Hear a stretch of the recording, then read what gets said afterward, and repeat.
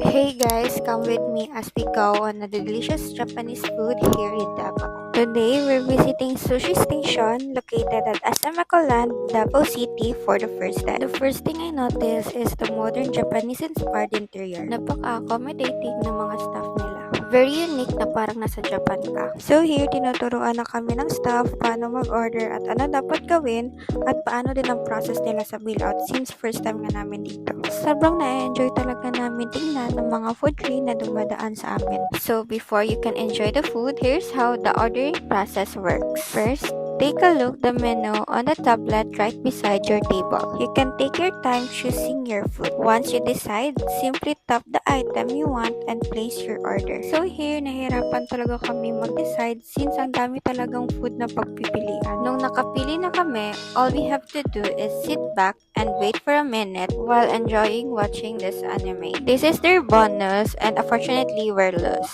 But anyways, after a minute, our order has arrived. The exciting part is that instead yung waiter or yung server ang maghatid sa pagkain mo, your food is delivered directly to your table using a food crane. Just simply take your food from the crane and after mo nakuha lahat ng foods, automatic na yan siya aalis. Sobrang saya talaga ng ma-experience namin ito. So here, isa-isa talaga hinahatid yung mga foods kaya you need to be patient. We wanted to wait until our order was complete pero grabe, takam na kami at hindi namin napigilan na kumain. So una kong sinubukan itong kanilang shrimp sushi and later on, dumating na din yung order kong rice meal which is itong tendon. So it has fried shrimp and fried na talong. So hindi pa ako nakontento niyan kaya tinikman ko muna itong ramen nila. So diba, narito ako kung ano yung uunahin ko kainin. So side ka muna tendon ha, si ramen muna. If kilala nyo talaga ako, I really like soup talaga. Like mapapatakam talaga ako kumain basta merong soup, lalo na pag masarap. And later on, dumating na naman yung order natin, which is shrimp tempura, and may kasama na yan siyang sauce. So here, parang kompleto na yung mga foods namin, and then, ayan, start na yung bakbakan sa kain, guys. So, hindi ko na na-film lahat ng foods na na-order namin, and wala din ako nakatake ng picture. It's because sobrang takam na kami, at hindi na din makapaghintay itong mga kasama ko, kaya, ayun, super satisfied ng mga foods nila dito, guys. I really like the kimchi talaga, knowing I am a spicy lover.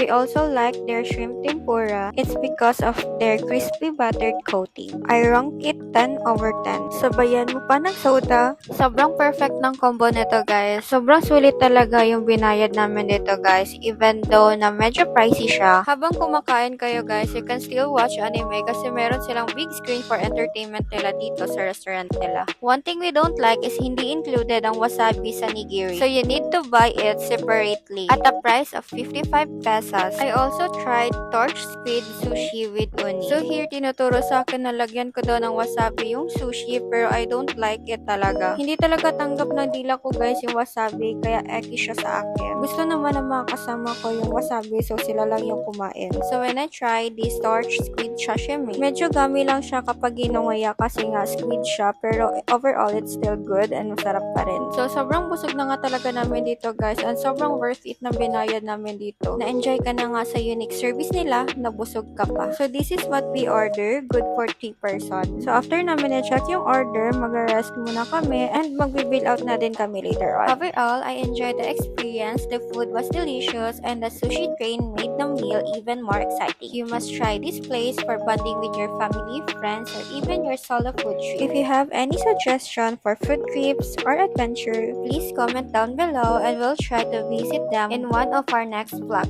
Thank you so much for watching and I'll see you for the next vlog. Bye!